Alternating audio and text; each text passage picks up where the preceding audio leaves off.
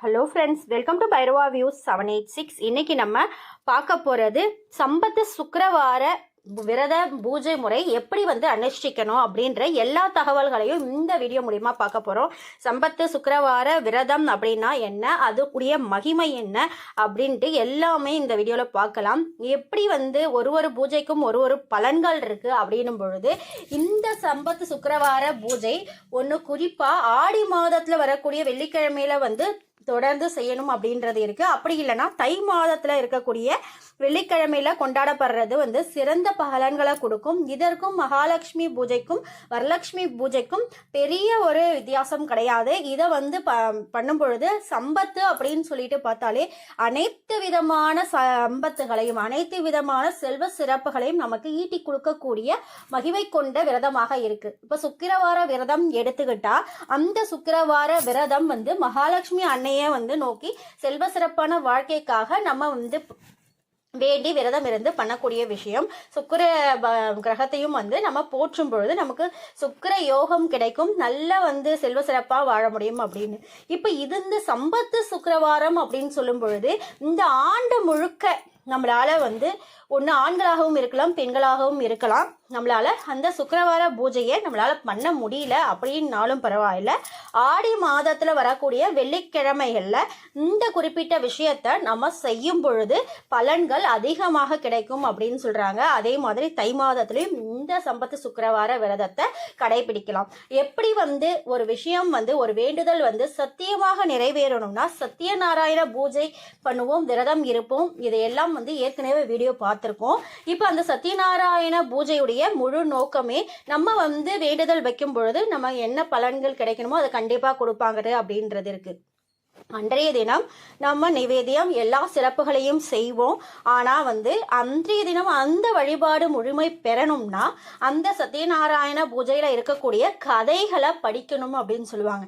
அப்பதான் அந்த பூஜை பண்ணதுக்கான பலன் கிடைக்கும். அதே போல இந்த சம்பத்து சுக்கிரவார விரதம் அப்படின்னு எடுத்துக்கிட்டா நம்ம எப்பயும் போல பூஜை அறையில எல்லா விதமான விஷயங்களையும் செஞ்சிடுவோம்.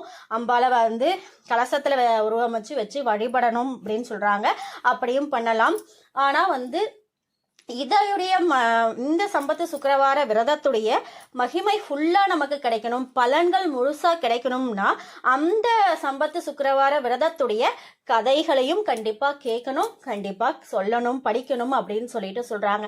இப்ப நீங்க இந்த கதையை கேட்கும் பொழுதே அந்த சம்பத்து சுக்கிரவார விரதத்தை நீங்க கடைபிடிச்சதுக்கான பலனுமே உங்களுக்கு கிடைக்கும் அப்படின்னு சொல்றாங்க. ஏன் அப்படின்னா ஒரு வேண்டுதல் ஒரு விரதம் எடுத்துக்கிட்டா ஒருத்தவங்க அந்த விஷயத்த செஞ்சிருப்பாங்க.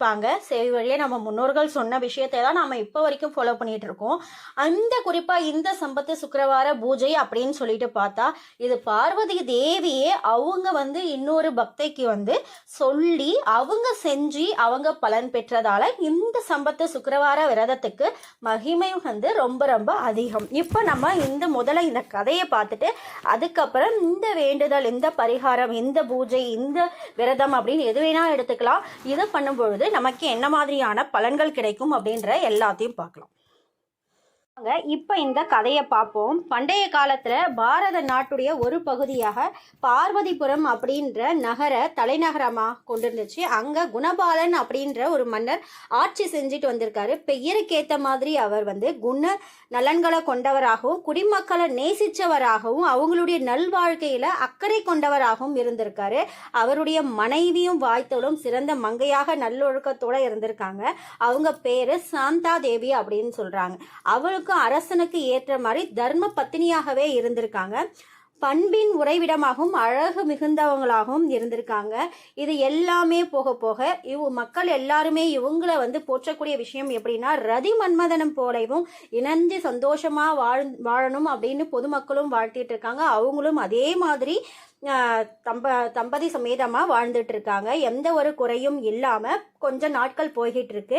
அதுக்கப்புறம் அவங்களுக்கு புத்திர பாக்கியம் இல்லை அப்படின்னு சொல்லிட்டு ஒரு குறை ஏற்படுது. இது எல்லாத்தையுமே ஜோதிடர்களையும் அரண்மனையில வர வச்சு எல்லா வேண்டுதல்களையும் பண்ணியிருக்காங்க. இந்த பூஜையில எல்லாமே பண்ணும் பொழுதும் கோதானம் கொடுக்கணும்னு சொல்றாங்க. அதையும் செய்யறாங்க. கோதானம், பூதானம், தானியங்கள், என்னென்ன அவர் பேரரசர் அப்படின்னும் பொழுது என்னென்ன மாதிரி மாதிரியான தர்மங்களை வந்து செய்ய முடியுமோ அது எல்லாமே செஞ்சும் வந்து எந்த பலனும் இல்லை.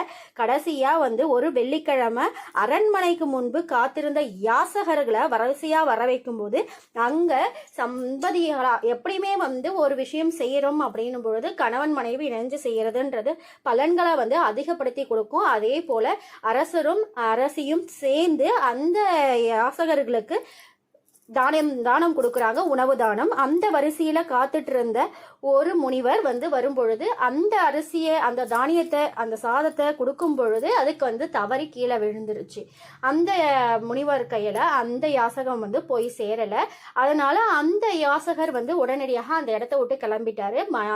அரசிக்கு என்ன எண்ணம்னா, இந்த நம்ம வந்து தவறு பண்ணிட்டோம், அதனாலதான் கோச்சிக்கிட்டு இந்த வந்து அடியவர் வந்து போயிட்டாரு அப்படின்னு சொல்லிட்டு பின்தொடர்ந்து போய், ஐயா எங்களுக்கு இந்த மாதிரி வந்து புத்திர தோஷம் இருக்கு, எங்களுக்கு புத்திரன் இல்லை, எங்களுக்கு வந்து உங்களுடைய வாயால் ஒரு நல்ல ஆசை கொடுங்க, நல் வார்த்தை கொடுங்க அப்படின்னு சொல்லிட்டு பின்தொடர்ந்து போய் கேட்குறாங்க.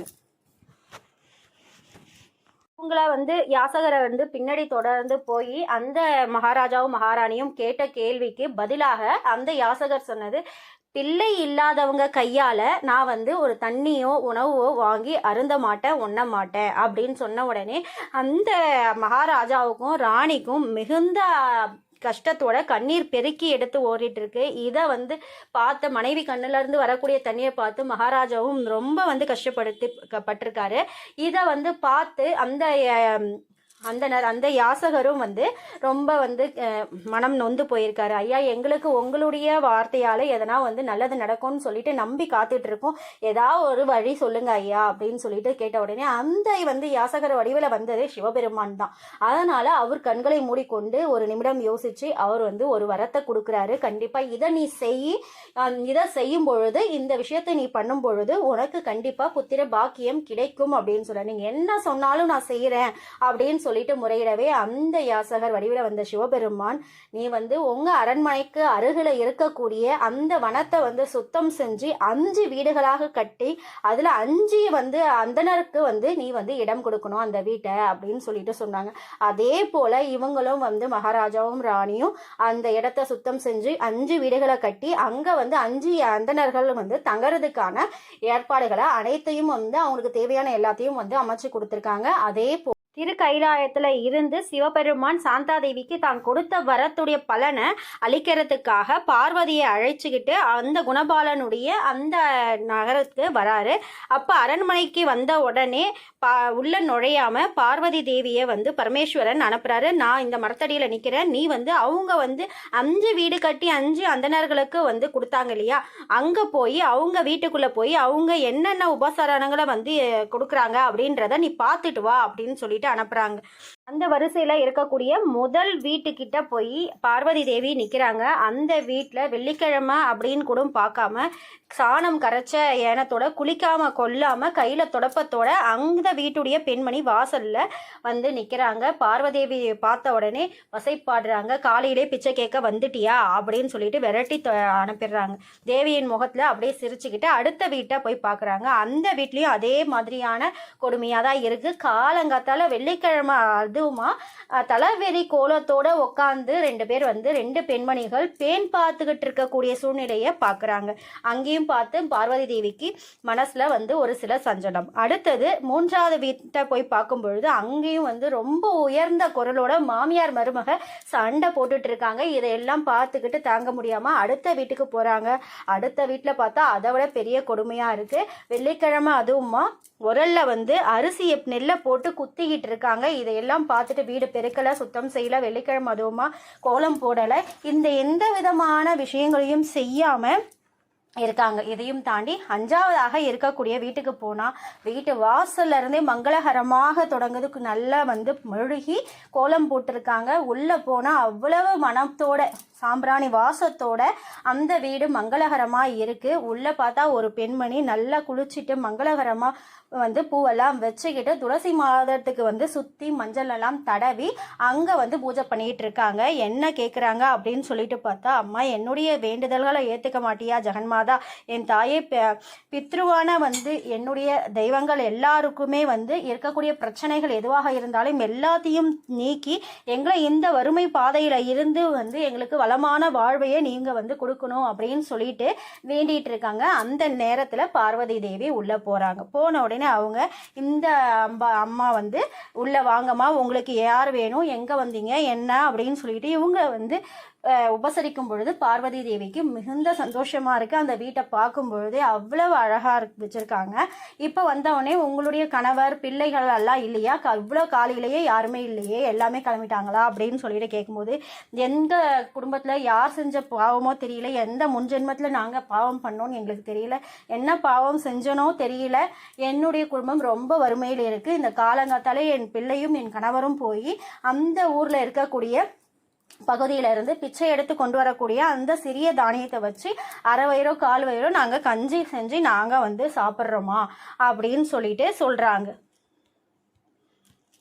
அந்த பெண்மணி கேட்டுக்கிட்ட மாதிரியே வந்து இந்த பெண்மணிக்கு பார்வதி தேவி வந்து சொல்கிறாங்க, நான் ஒரு விரதம் உனக்கு சொல்கிறேன், அந்த விரதத்துடைய பேர் சம்பத்து சுக்கிரவார விரதம் அப்படின்னு பேர், இதை நீ செஞ்சினா கண்டிப்பாக உன்னுடைய வேண்டுதல்கள் அனைத்துமே நிறைவேறும் அப்படின்னு சொல்லிட்டு சொல்கிறாங்க. அதை எப்படி பண்ணணும், என்ன வழிமுறைகள் எல்லாத்தையுமே வந்து பார்வதி தேவியை முன்னிருந்து அந்த பெண்மணிக்கு சொன்னதால் இந்த சம்பத்து சுக்கிரவார விரதத்திற்கு மகிமைகள் ரொம்ப ரொம்ப அதிகம். இந்த மாதிரி பண்ணும் பொழுது அந்த மகாராணிக்கும் வந்து குழந்தை வாக்கியம் பெற்றாங்க. அதே மாதிரி இந்த பெண்மணிக்கும் வந்து செல்வ சிறப்பான வாழ்க்கையே கிடைக்கும் அப்படின்னு சொன்னாங்க. அதுவும் வந்து எப்படி சொன்னாங்க, முதல் வாரம் வந்து தொடங்குற இல்லையா, ஆடி மாதத்துல வரக்கூடிய முதல் வாரத்துல இல்ல தை மாதத்துல வரக்கூடிய முதல் வாரத்திலயோ வெள்ளிக்கிழமையில நீ தொடங்குற, அது முதல் வருடத்துல நீ அந்த செம்பு நிறைய வந்து வெறுமனே தண்ணி வச்சு கலசம் வச்சு முகம் வந்து அம்மன் முகமா வந்து நீ மஞ்சளை வச்சு நீ வந்து பூஜை பண்ணு. அடுத்த வருஷம் உன்னுடைய வாழ்க்கை தரம் கொஞ்சம் கொஞ்சமாக உயரும். 2வது வருஷம் நீ பண்ண வேண்டியது மஞ்சளில் ஆகாச்சு வச்ச அந்த அம்பாளுக்கு பதிலாக சந்தனத்தில் ஆவாகனம் பண்ணு. 3வது வருஷமாக நீ வந்து நிறைய செம்பு நிறைய பாலில் வந்து பூரண கலசம் வச்சு வழிபடக்கூடிய சூழ்நிலையும் உனக்கு ஏற்படும். 4வது வருஷம் நீ வைக்கும்போது அந்த கலசம் நிறைய அரிசிகளை நிறைச்சி வைக்கக்கூடிய தானிய சிறப்புகளும் உனக்கு அதிகமாக கிடைக்கும்.